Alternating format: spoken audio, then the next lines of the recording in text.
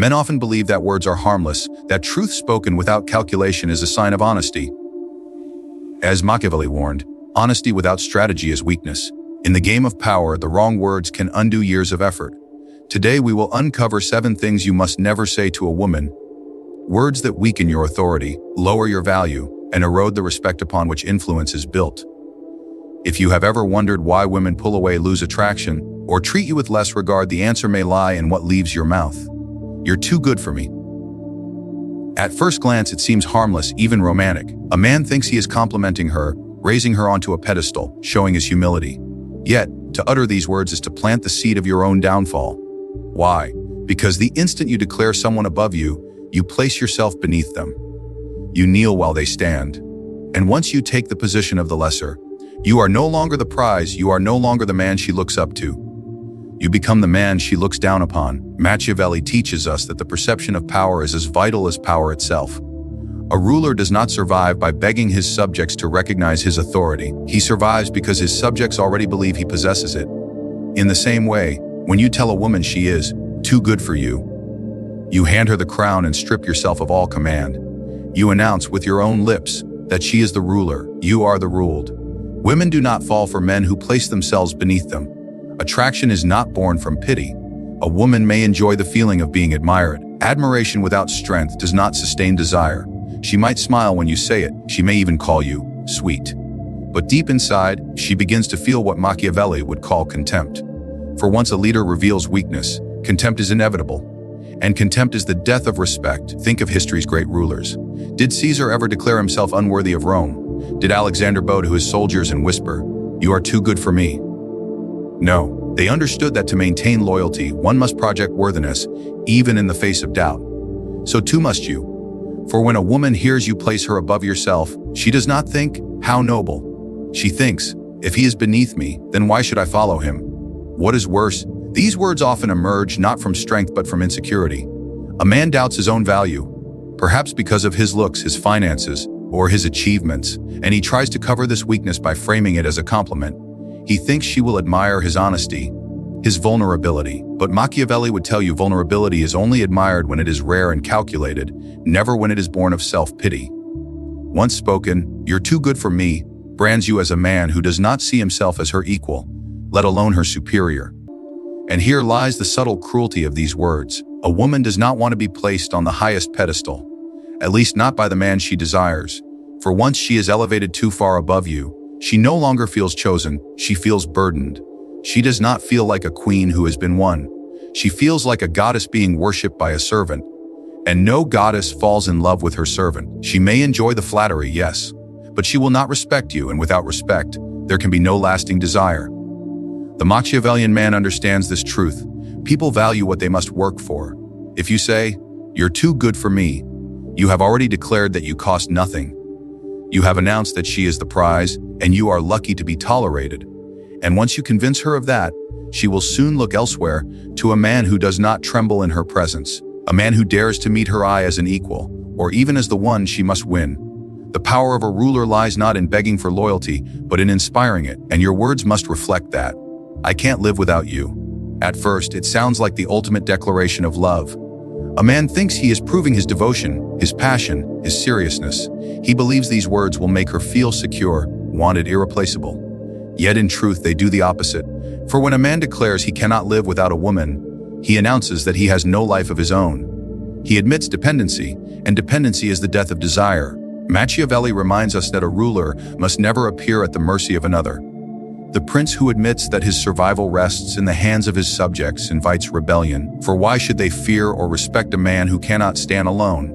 In the same way, when you tell a woman that you cannot live without her, you invite her to see you not as a leader but as a follower, not as a man of strength but as one who clings for survival. And once she sees you in this way, her respect begins to fade. Women are not drawn to men who need them as oxygen. They may enjoy the flattery for a moment, they may smile and say it's sweet, but inside, something shifts. What once was attraction begins to feel like pressure.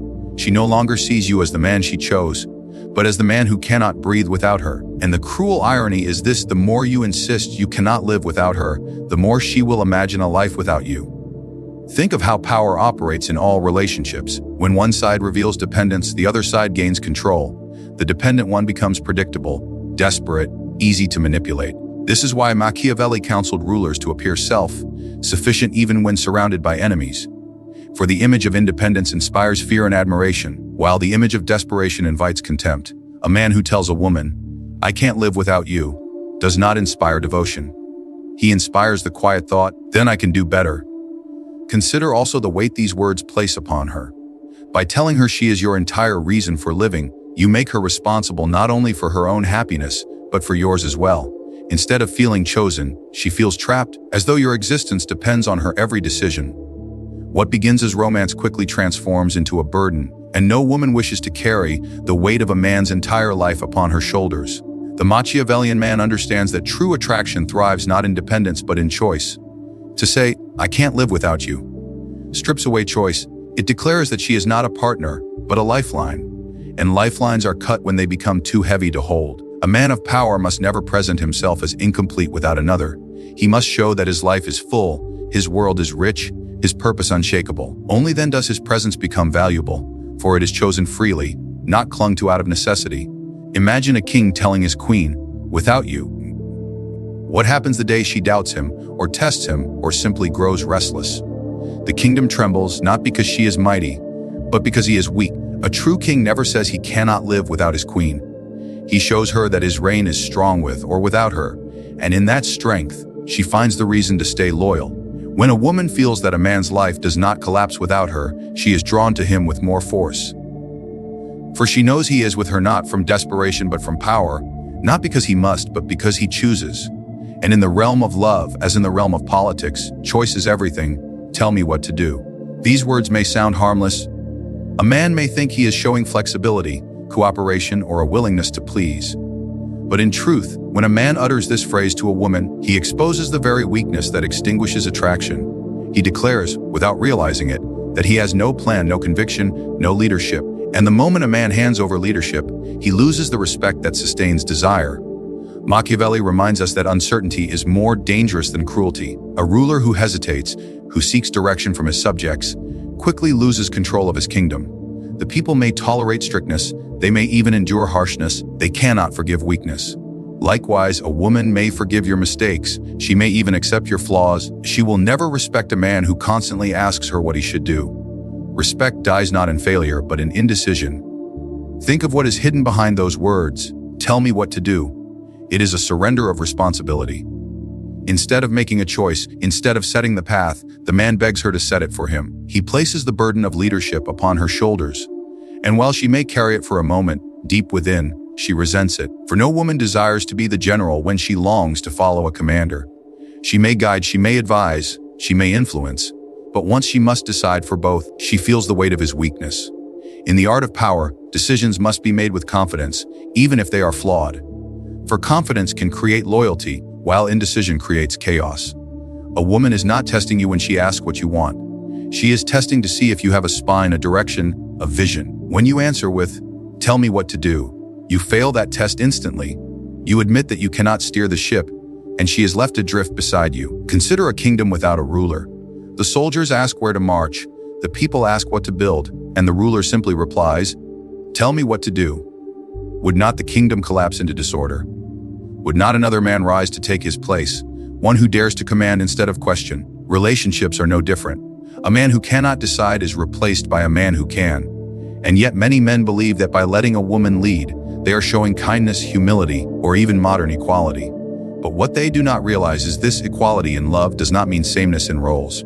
A woman may be strong, ambitious, capable, but she still desires a man who chooses, who leads, who does not hesitate to take direction into his own hands. The Machiavellian man understands that leadership is not about domination, it is about clarity. It is about knowing where you are going and making others want to follow. When you say, "Tell me what to do," you kill the mystery that fuels attraction. You show her that you are not the mountain to climb, but the servant waiting for orders. She cannot look up to you, for you already look up to her. She cannot feel secure with you, for you have already confessed that she must guide you. What should inspire desire now inspires doubt.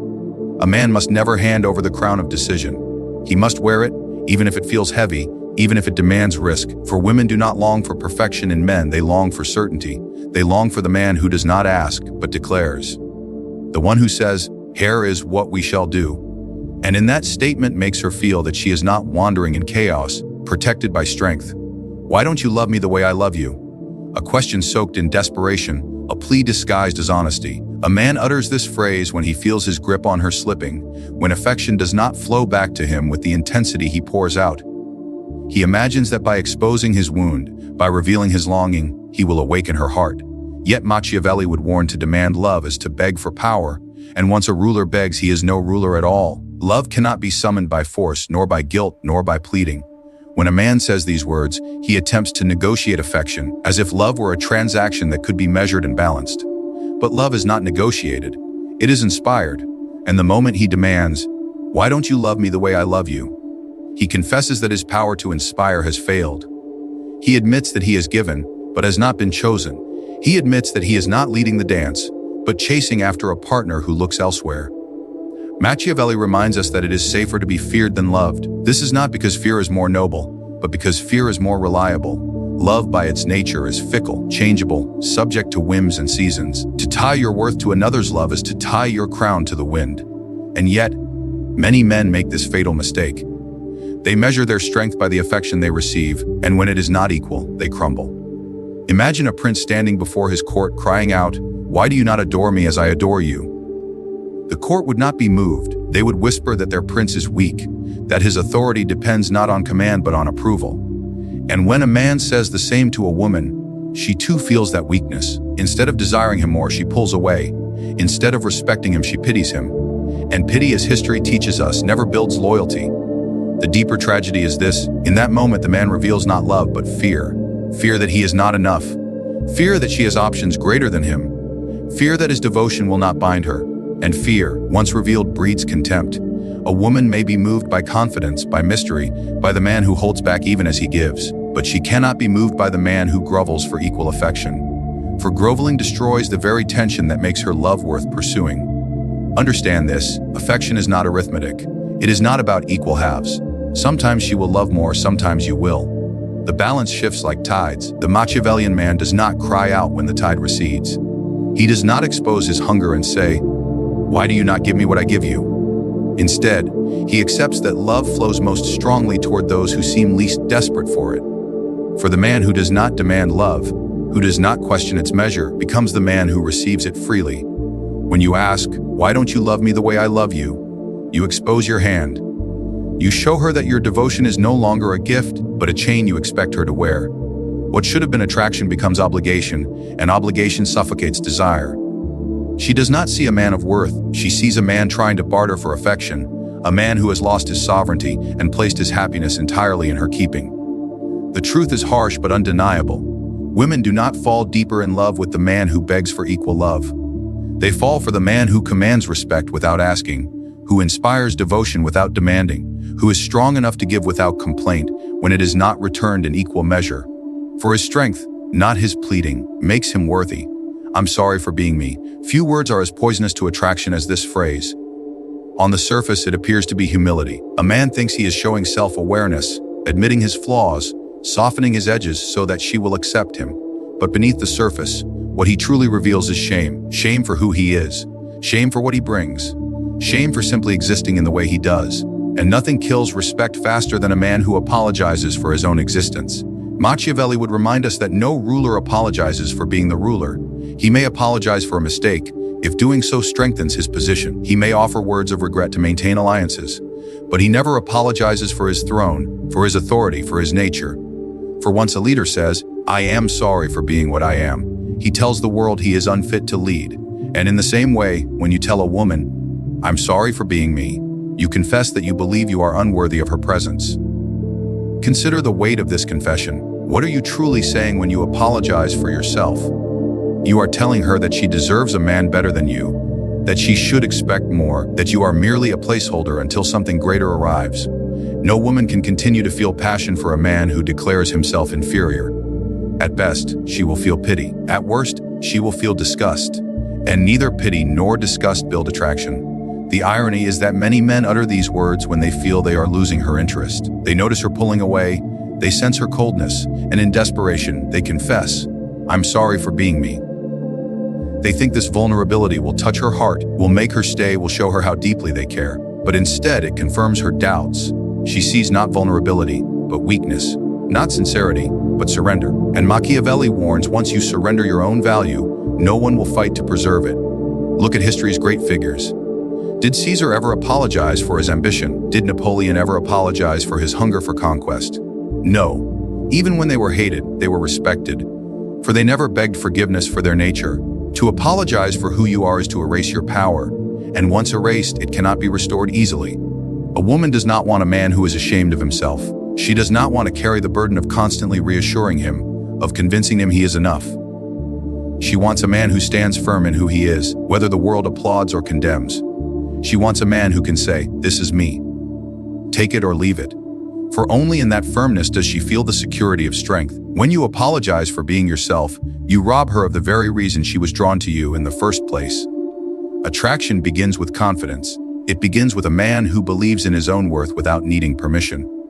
If you reduce yourself to endless apologies, you strip away the aura of certainty that makes her want to be near you. She no longer sees you as a man to admire, but as a boy begging for approval. The Machiavellian man knows that flaws do not need apology. They need ownership.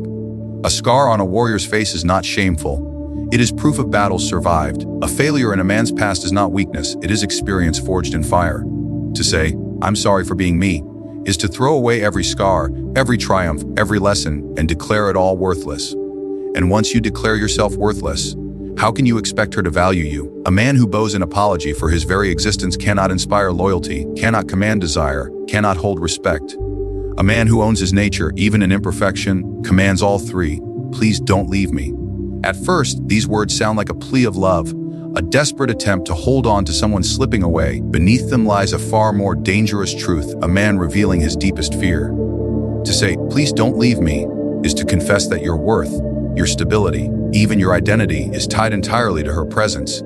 It is to hand her absolute control, declaring openly that without her, you are nothing. And once that truth is spoken, dies instantly. Machiavelli reminds us that power is not lost in a single battle, but in the perception of weakness. A ruler may lose land, men, even treasure, but if he still appears strong, his enemies hesitate to strike. Yet if he reveals desperation, even allies will abandon him. In the same way, when a man begs a woman not to leave, he signals that he has no strength without her, no purpose outside of her, no kingdom of his own. And in that moment, he ceases to be the man she desired and becomes the man she pities. Think carefully about what these words truly mean.